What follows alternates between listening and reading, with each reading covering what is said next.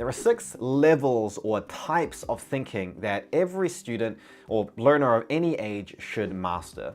And each of these 6 levels leads to a different level of result. Unfortunately, most of the students I work with are stuck in these first few levels of thinking, and the reason that they struggle to reach top results is because they are thinking at the wrong level. When this happens, it causes a lot of stress, it wastes a lot of time, it can be very frustrating, it can feel impossible to reach top results with any degree of confidence, and with enough time, we can start thinking that maybe we're just not cut out for it. But that probably is not true. And for me, learning how to think deliberately at the right level is one of the main reasons I was able to achieve top academic results in both medical school and for my Masters of Education. And trust me, I'm certainly not a genius. I've seen similar results with thousands of students and professionals that I've trained over the years. And by the end of this video, you'll be able to see what level you tend to operate at and how you can get to the level that you need to be. And FYI, the level you need to be is probably higher than you think, but we'll get to that later. So the first level is all about memorizing things. This involves a lot of rereading, rewriting. It is usually very repetitive. It can feel very tedious. It often makes us feel drowsy. And this level is called remember. It is the level of rote learning and repeating hundreds and thousands of flashcards. This is the way I and maybe you studied for like most of high school, and it's maybe the reason why you might have hated studying. And when you do this level of thinking and studying, then it unlocks level 1 result, which is regurgitate. The regurgitate level is all about listing, defining, stating facts. It's the kinds of questions that are less common as you go throughout university and become semi-useless in professional life. Confusingly, even though this first level is called remember, it's actually not a very good way to hold on to and retain the things that you learn. But we'll talk about that later. The second level of learning is about really trying to comprehend what you are learning rather than just like repeatedly smash it into your brain. This is the level that we call understand.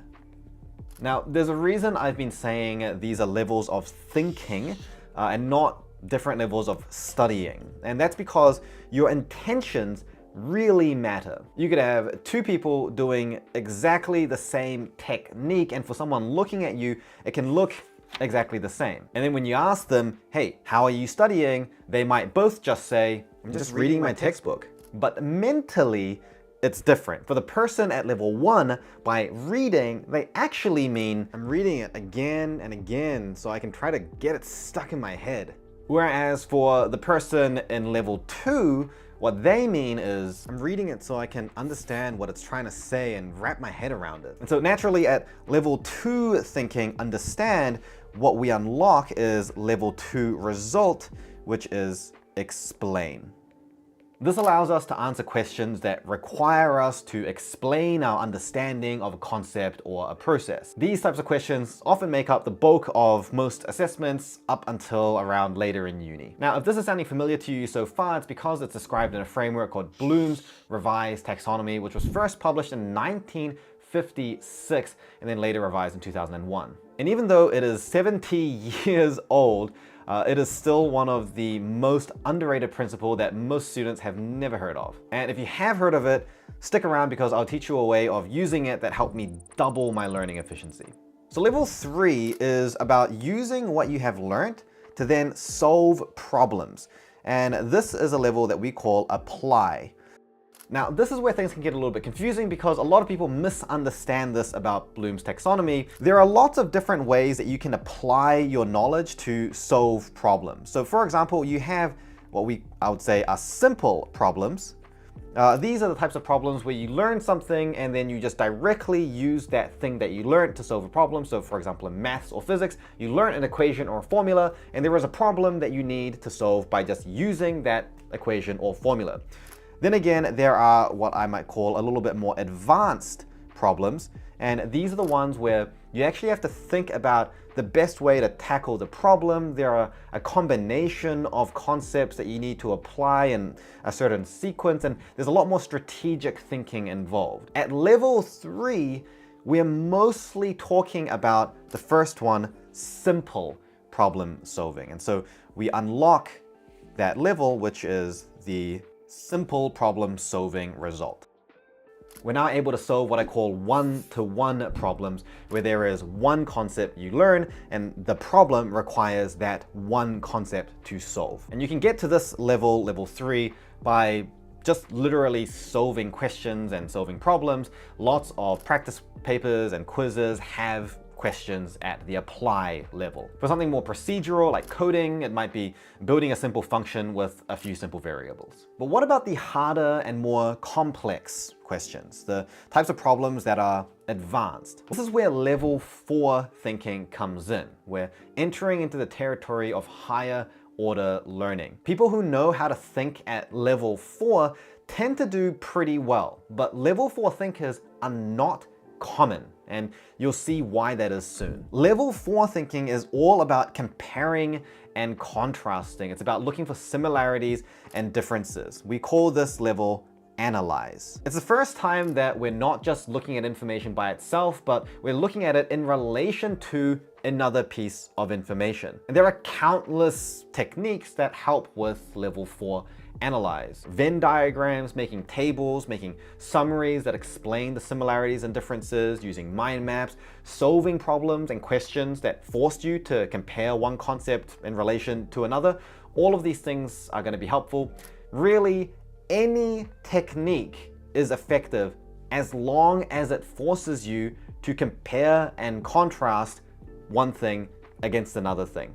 So unlocking level 4 accesses the level 4 result, which is the comparison level. And instead of just giving you some examples of what comparison looks like, I'm going to do one better and show you this great little study tip that you can use. Go on to something like ChatGPT or Gemini and type in this prompt. Give me questions at the educational stage that you want. So let's say second year university level for the subject. So let's say in this example, we'll say microbiology at Bloom's revised taxonomy level. In this case, it's going to be level 4. And these are exactly the types of questions that test you at level 4. And you'll see that every single option forces you to compare ideas against each other. Now, the reason that this technique is actually useful to use in your studying is because Bloom's revised taxonomy was not created for people like you, like a learner. They were created for educators and exam writers. And internationally, almost every single curriculum is designed around Bloom's taxonomy or a similar taxonomy. They're all pretty similar to each other, which means your exam writer is thinking in this way to create the questions that are going to filter out the good versus the great learners, which means you can now predict the types of questions they're going to ask you and even create your own practice papers. But here is why level 4 thinkers are not common. As soon as you jump from level 3 to level 4, you will 100% notice that this level of thinking requires more mental effort. It is harder to do. You're thinking for longer and more deeply than the previous levels, which is a good thing because it means that your brain is forming deeper knowledge and stronger memory, but it can feel like you've gotten slower. And some people think that that means they're doing something wrong. So even though most students can think at level 4, most students choose not to because it doesn't feel as easy. This is a phenomenon called the misinterpreted effort hypothesis, and it prevents the majority of learners from ever really improving. And this is even more the case at level 5. Level 5 thinking is for the top learners. If you can think at level 5, you will be reaching those top results. It's also the level that people find the most confusing, so I'm going to make it really simple for you. Level 5 is all about judgment. At level 4, we analyzed, we compared and contrasted, we found similarities and differences. At level 5, we're asking, so what? What does it matter? Who cares? Why is it important? Level 5 is called evaluate. And learning to think at this level unlocks the level 5 result which is prioritize. So let's do that little AI trick again and see the difference in the types of questions we get. So you can see level 4 on the left and level 5 on the right. So notice that at level 5, we are forming conclusions and now we have to justify it. It's not enough, like at level 4, just to know that there are similarities and differences. We then have to use that knowledge to make a decision. Level 5 thinking takes much more effort, and you'll know that you are doing it right when you are going back and forth between the material, trying to answer the question in your head of why does this matter? How does it fit in with everything else? Why do I need to care? You're going to be jumping between your lectures and your textbook and doing a Google search. These are the signs that you are operating at level 5. And it's not as easy as the previous levels, but to reach level 5 results, you need to go through this. And level 4 and level 5 are the types of questions and challenges you'll find in second and third year university and beyond. And in postgrad studies, most of what you're assessed at is level 4 and level 5. Also, pretty much any senior position in any profession will require you to have level 4 and level 5 thinking. And much like before, it's less about what your technique looks like and more about what's happening inside your brain. For example, for level 5, mind maps, teaching, answering questions, creating summaries, these are all techniques that are great for level 5. But you could also do all of those techniques and still not do it at level 5 if you're not thinking in the right way. For example, it's easy to make a mind map, just connecting a bunch of lines and arrows together between words, forming a few groups and categories here and there and just call it done. But that's not level 5 thinking. It's very different to, for example, creating a mind map where you're critically evaluating which lines and relationships are more important than other possible relationships. And you're thinking, what is the best way I can group these ideas together? Mentally, it's a very different process, even though physically it can look very similar. Now, level 6, I'll go through this one pretty quickly because funnily enough, it's actually less important for most people. Level 6 is about creating a hypothesis. It's about synthesizing new and novel information from what you already know. This level is called Create. And when you unlock Create, it unlocks the level 6 result, which is Hypothesize.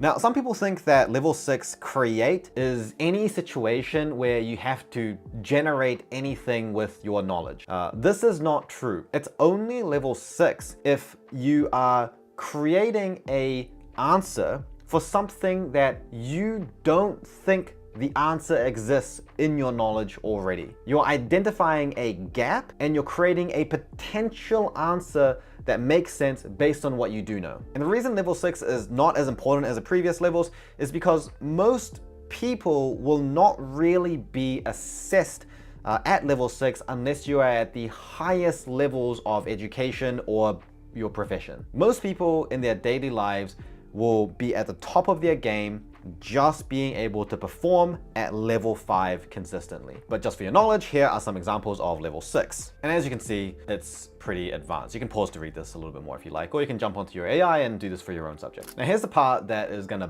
blow your mind.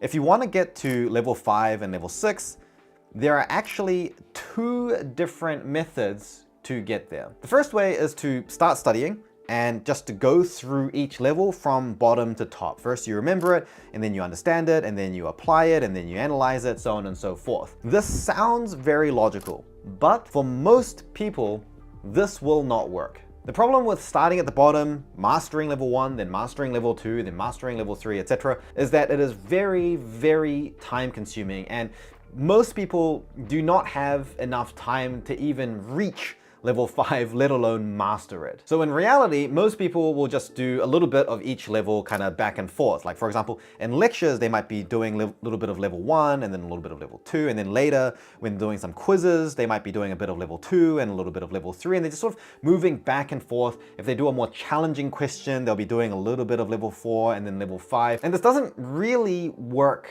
very well because we will always forget things over time. In research, we call this phenomenon knowledge decay. It occurs because the memory has something called a forgetting curve. So basically, while you're doing level 2 and level 3, our knowledge of level 1 will slowly decay away, right? We're gonna forget it. And so instead of being able to actually just move up the levels, we're going to be spending most of our time just relearning the things that we continuously forget. So instead, here is the better way to reach the higher levels. Instead of starting at level 1 and moving up, we're going to start at level 5 and actually move down. Remember level 5 because level 6 is not relevant for most people. And the reason this works is because our brain actually processes information and forms memory more strongly at level 5 than it does at level 1. And when we set our sights at the top, our brain will actually fill in and achieve the lower levels of results along the way as almost like a side effect. And this doesn't work the other way around. If we are trying to just learn so that we can regurgitate material, our brain is not going to then be able to automatically compare or prioritize information. But if we are trying to compare and prioritize, then we will gain better memory so that we can, if we need to, regurgitate, explain, and solve problems. Now, by the way, the science on this gets a little bit complicated, so if you want me to go deeper in on this, then let me know in the comments. Like I said, level 5 takes more mental effort, but it pays off big time by forgetting less. So this means when we start studying, don't focus on trying to remember or understand. Focus most of your attention on trying to evaluate, which forces you to understand and analyze it in the first place. Now, if you found this video useful and you want to get the key points summarized, sent straight to your inbox, then I've actually got a newsletter where I distill my decade of coaching people to learn more efficiently into bite-sized emails. Each email covers one key concept that I think every learner would benefit from with some practical takeaways. The learnings from this video are also in one of those newsletters too. If you're interested, check out the link in the description or go to iconstudy.com/learningdrop to sign up and you will get your first letter in your inbox straight away. As always, thank you so much for watching and I'll see you in the next one or in your inbox.